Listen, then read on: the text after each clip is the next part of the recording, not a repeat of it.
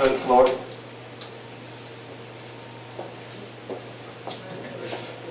Well, what I was going to say is you know, the thing with that, it's like, just because it's not on a big screen doesn't mean it's not a big movie.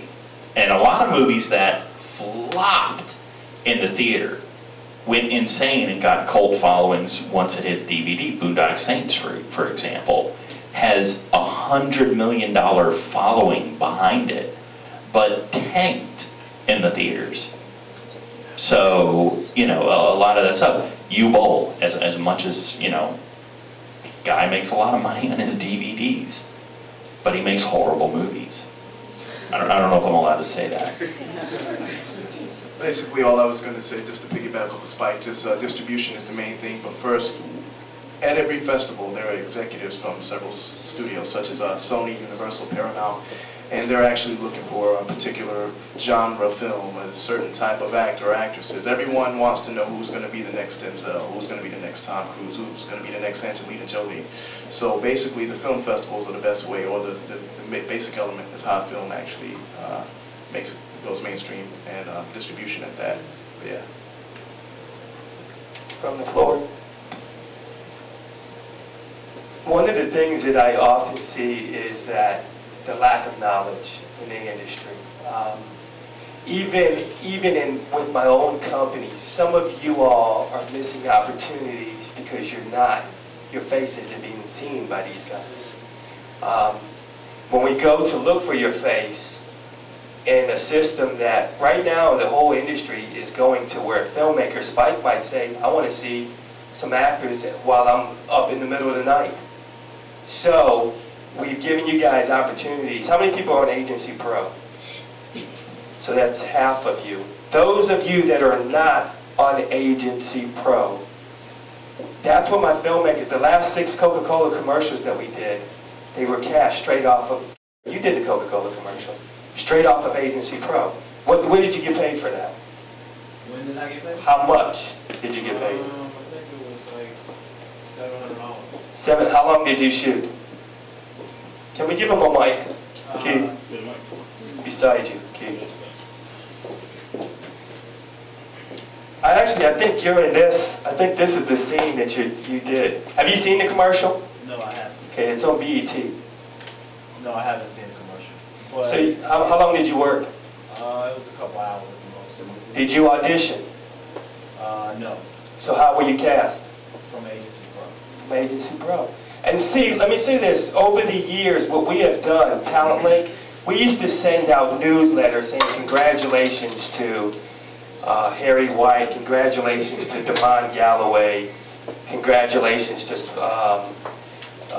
Latanya Brooks, you know, for Harry White for Coca-Cola, Damon Galloway for the Inspiration Television Network.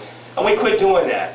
And the purpose that we did that is because our newsletter database was to inform you that other people are working.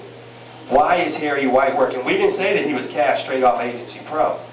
But you guys have to stay connected. Spike said something very important. He said it's a business. And part of that business means I'm just the agent. I make 20%, you make 80%. So you guys have to do a lot of the footwork. You know, part of that is having professional headshots. When the Coca-Cola executives say, hey Vince, let me see your website, let me look at these people. If that is missing your photograph, you're not being seen. We called up Harry. We called up Harry and said, Harry, we booked you for a principal role for Coca-Cola. You know, we called up Mark. So putting yourself, right now in 2009, going into 2010, the industry is not waiting. Okay? We had a casting the other day for Toyota, and they needed people with real pit crew experience. I had one guy that had real pit crew experience. I got the casting notice at 4 o'clock. They said they needed it by the end of the day, which was at 5 o'clock. By the time I submitted it to them, it was like 4:15, 4:30. But that's how instantaneous it is. They're sending this blast out to 20, 30 different agents, and if they can't see your face, then you're just out. They're gonna cast somebody. So it is so important. We are doing so much with technology. Belinda is shooting out emails. You guys are getting bombarded with emails. Emails are telling you to update your profile. Emails are telling you to, because we're trying to serve you.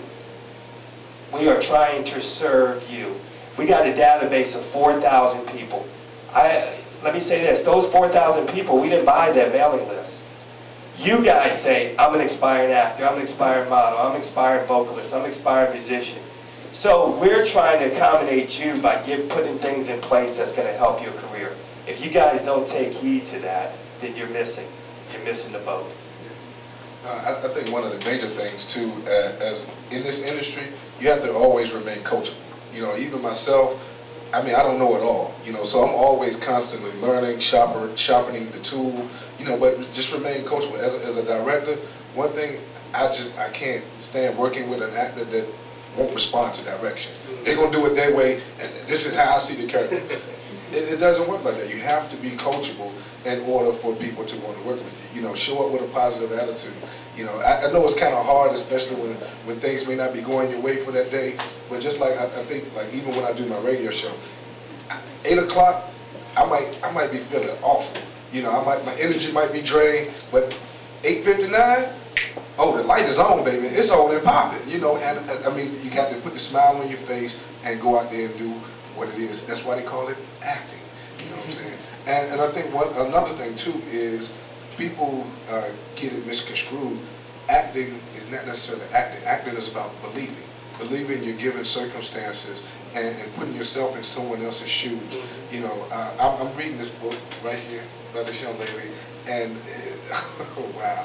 I'm telling you, that for someone to be able to put themselves in the shoes of the character, of the main character, the type of situation where the abuse goes on and things like that, that's tough to do. You know, you have to really get into and recall certain experiences in your life that would, you know, that you may not have gone through. You may have to go to a place. You may have to just really immerse yourself in the character and find it. I mean, if you were playing somebody homeless, you know, would you go out and talk to some homeless people? Would you sleep on the street? Are you willing to sleep on the street for a night? I mean, Halle Berry did it when she played in Jungle Fever, you know, actually going out and sleeping where the crackheads sleep and doing things like that. But to be able to bring back that character to life. So being coachable and being believable in the roles that you're doing, I think is important. How many people would sleep where the crackheads sleep? Yeah, one back there. There's your man right there.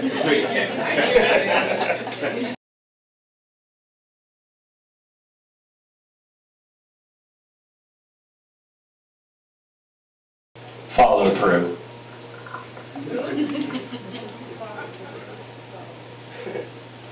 Actually doing it. Follow through. Hi, I have a script. Can I send it to you? Yeah, here's my email. Never hear a thing.